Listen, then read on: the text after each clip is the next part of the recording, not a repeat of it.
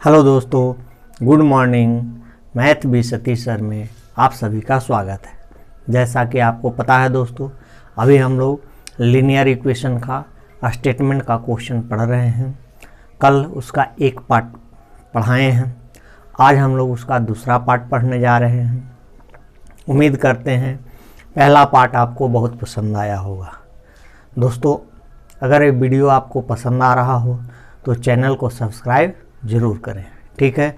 और अधिक से अधिक बच्चों के पास इस वीडियो को शेयर करें ताकि अधिक से अधिक बच्चे इसका लाभ उठा सकें। तो आइए आज का क्वेश्चन हम लोग स्टार्ट करते हैं।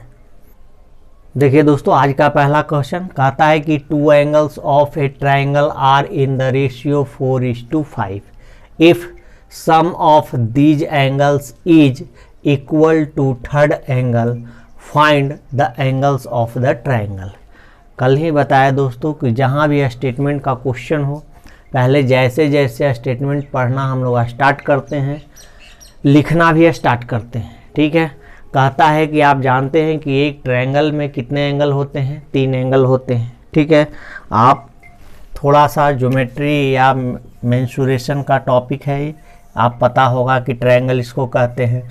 अगर यहाँ पे ट्रायंगल ये बना हुआ है, देख रहे हैं कि 3 एंगल है, ठीक है। 3 वर्टेक्स भी होता है, 3 एंगल होगा, ठीक है।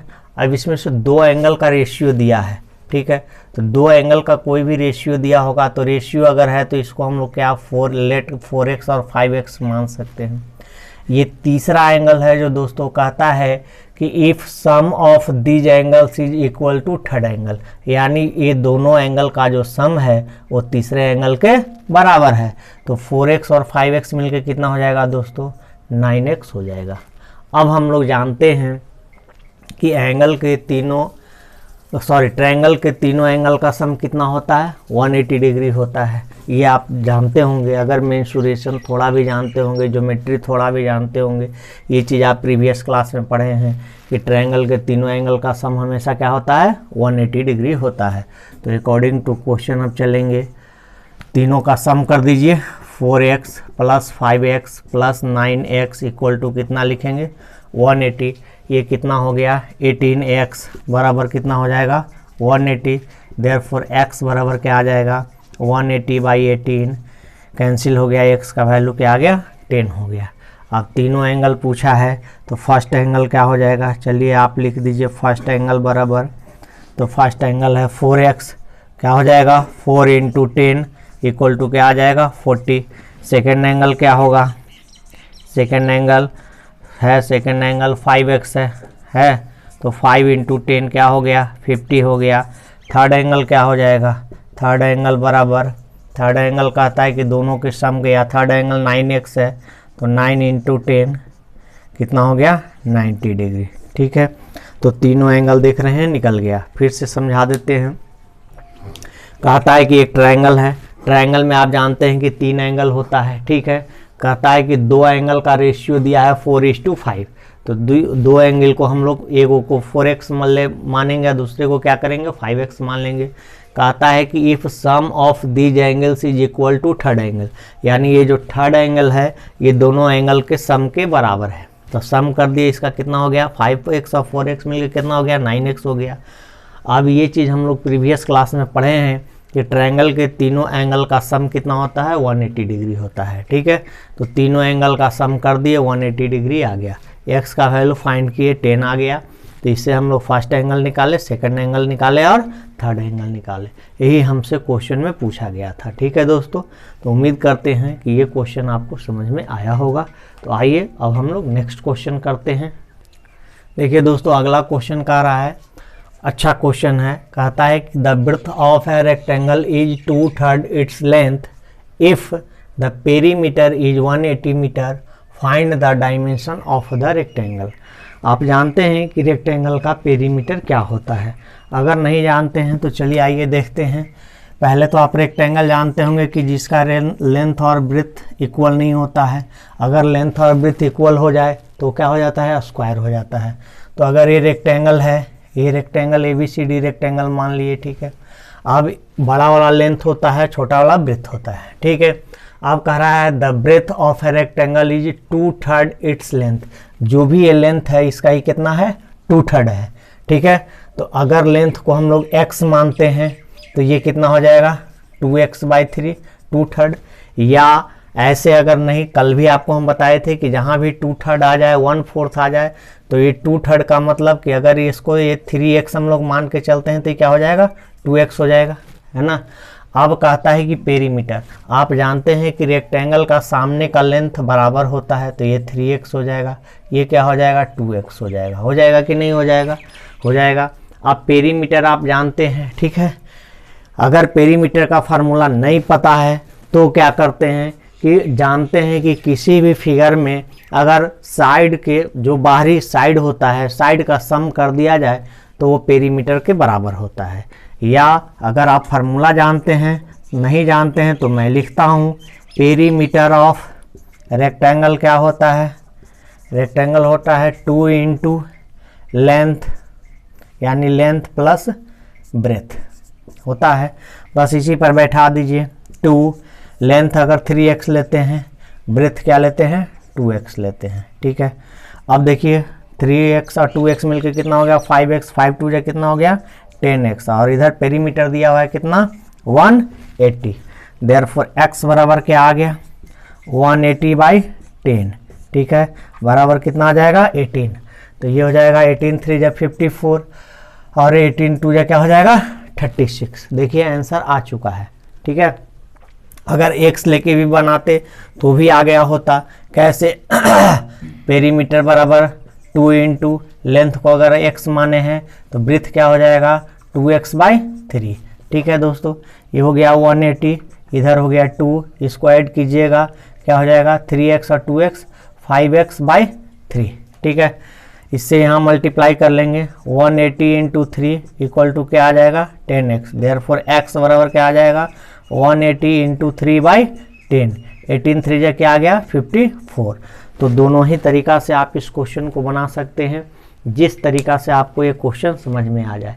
लेकिन दोस्तों जब भी फ्रैक्शन में रहे 2/3, 1/3, 5/7, 5/9 इस तरह से अगर रहे तो नीचे वाला पार्ट जो होता है ओरिजिनल होता है, और ऊपर वाला जो पार्ट होता है फ्रैक्शन का, जो ऊपर वाला पार्ट होता है जिसको न्यूमरेटर बोलते हैं, वो जो होता है चेंजेबल साइड होता है या चेंजेबल वैल्यू होता है, जो चेंज होके आ रहा है, ठीक है।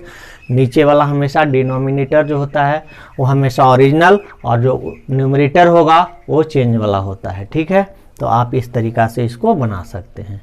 उम्मीद करते हैं ये क्वेश्चन आपको समझ में आया होगा। तो आइए अब हम लोग नेक्स्ट क्वेश्चन की ओर बढ़।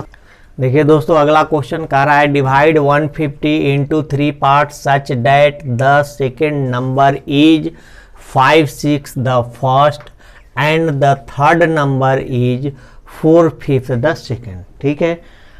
अभी बोले दोस्तों इसको हम लोग दो तरीका से बना सकते हैं, एक तो x मान के, दूसरा इसको रेशियो मेथड से, ठीक है। जो दो तरीका अभी हम लोग रेक्टेंगल वाला क्वेश्चन किए, तो चलिए आइए दोनों तरीका से हम आपको सिखा देते हैं इस क्वेश्चन को बनाने का। पहला काम क्या करेंगे, कह रहा है डिवाइड 150, क्या करना है 150 को 3 पार्ट में डिवाइड करना है, ठीक है। तो 3 पार्ट में अगर डिवाइड करना है, फर्स्ट, सेकेंड और थर्ड, ठीक है। अब कह रहा है कि सेकेंड नंबर जो है 5/6 द फर्स्ट है, तो इसका मतलब है कि सेकेंड का रिलेशन किससे है, फर्स्ट से है। सेकेंड का रिलेशन किससे है, फर्स्ट से है। तो फर्स्ट को अगर x मानते हैं तो सेकेंड क्या हो जाएगा 5x/6 हो जाएगा। अब कह रहा है and the third number is 4/5 the second, और थर्ड का जो रिलेशन है वो किससे है, सेकेंड से है। सेकेंड का 4/5 है, तो सेकेंड तो 5x/6 है, इसका 4/5 यानी 4/5 करेंगे, ठीक है। ये 5 से 5 कैंसिल हो जाएगा, 2 2 4, 2 3 6, ठीक है, यानी 2x/3 आ गया। अब ये तीनों का सम कितना है दोस्तों 150, क्यों, क्योंकि 150 को ही डिवाइड करना है, तोड़ना है 3 पार्ट में। तो अब अकॉर्डिंग टू क्वेश्चन आ जाइए, x + 5x/6 + 2x/3 = 150। नीचे एलसीएम ले लेंगे, 6 और 3 का एलसीएम 6, इसको 6 करने के लिए 6 से मल्टीप्लाई कीजिएगा, ये ऑलरेडी 6 है, और इसको 6 करने के लिए 2 से मल्टीप्लाई कीजिएगा, 2 से ऊपर भी मल्टीप्लाई हो जाएगा, ये आ गया 150। ये हो गया कितना 15x, ये इधर से मल्टीप्लाई लेगा 150 इंटू 6, 15 से 15 कैंसिल हो गया, x इक्वल टू 60 आ गया। तो देख रहे हैं पहला नंबर अगर 60 आ रहा है तो दूसरा कितना आ जाएगा 60 गुने 5/6 आ गया ये ना, दूसरा नंबर 50। तीसरा नंबर क्या आ जाएगा, यहाँ है 60 तो ये देखिए आया था 2x/3, तो ये इंटू x के जगह पर क्या बैठा देंगे, x के जगह पर 60 बैठा देंगे, ये कट के आ गया 40। सारे को ऐड करके देख लीजिए आ रहा है 150 क्या नहीं आ रहा है। अब अगर हम लोग रेशियो मेथड से चलते हैं दोस्तों, तो देखिए कह रहा है रिलेशन कैसे बैठाने के लिए, बोल कह रहा है कि second number is 5/6 the first. 5/6 का मतलब 5/6 होता है, तो नीचे वाला बताए हैं कि ओरिजिनल है, तो ये फर्स्ट पार्ट हो गया और ये क्या हो गया सेकेंड पार्ट हो गया। ठीक है, अब कह रहा है कि third number is 4/5 the second. 4/5, तो ये 4/5 का मतलब क्या हो गया, ये हमारा सेकेंड नंबर हो गया और ये हमारा क्या हो गया थर्ड नंबर हो गया। रिलेशन तो आ चुका है। अब देख रहे हैं दोस्तों आ चुका है, यानी फर्स्ट जो है वो कितना है 6x है, सेकेंड कितना है 5x है और थर्ड कितना है 4x है। तीनों का सम कर दीजिए, सम कितना हो जाएगा 15x और वैल्यू दिया हुआ है कितना 150। ठीक है, तो x का वैल्यू कितना आ जाएगा 10 आ जाएगा। ठीक है, तो 10 यहाँ वैल्यू पुट कीजिएगा, ये हो जाएगा 60, ये हो जाएगा 50 और ये हो जाएगा 40। देखिए यहाँ से भी आंसर आ रहा है कि नहीं। ठीक है, तो इस ढंग से भी बना सकते हैं हम लोग, लेकिन ये जो तरीका है, ठीक है, ये जो तरीका है इस तरीके से आप अपने क्लास में कॉपी पर नहीं बनाएंगे। अगर आप अपने एग्ज़ाम में बना देंगे तो आपके सर जी नंबर काट देंगे। ठीक है, आपको इस पर मार्क्स नहीं मिलेगा। तो आपको बनाना यही होगा और यहाँ पर भी लिखना होगा कि let first number be x, then second number बराबर 5x/6, देन थर्ड नंबर बराबर 5x/6 इंटू 4/5। इस तरह से लिख के आप अगर बनाते हैं तब आपको ऐसे क्वेश्चन में फुल मार्क्स दिया जाता है। ठीक है, अन्यथा आपका ऐसे भी अगर लिख के बना देंगे तो आपका मार्क्स क्या होगा काट लिया जाएगा। ठीक है, अगर 3 मार्क्स का क्वेश्चन है तो 2 मार्क्स मिलेगा, 1 मार्क्स आपको डिडक्ट कर लिया जाएगा। ठीक है, तो ये भी तरीका सही नहीं है। तो हम आपको समझाने के लिए काम किए हैं। जो हम ये चीज़ लिखे हैं आप उसको स्टेटमेंट के रूप में लिखेंगे कि let first number be x, then second number equal to 5x/6, then third number equal to 5x/6 into 4/5।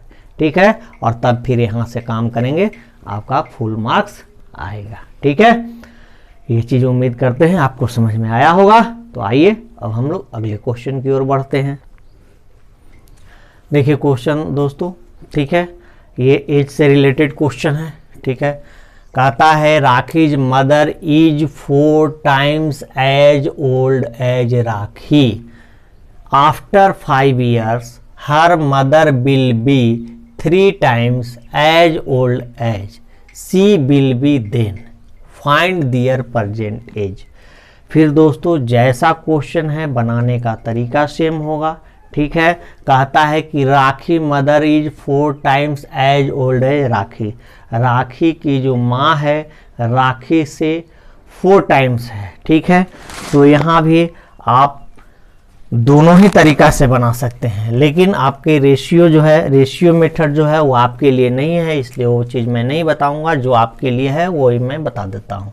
Rakhi mother is 4 times as Rakhi, तो let Rakhi age be x, then mother's age क्या हो जाएगा 4x हो जाएगा।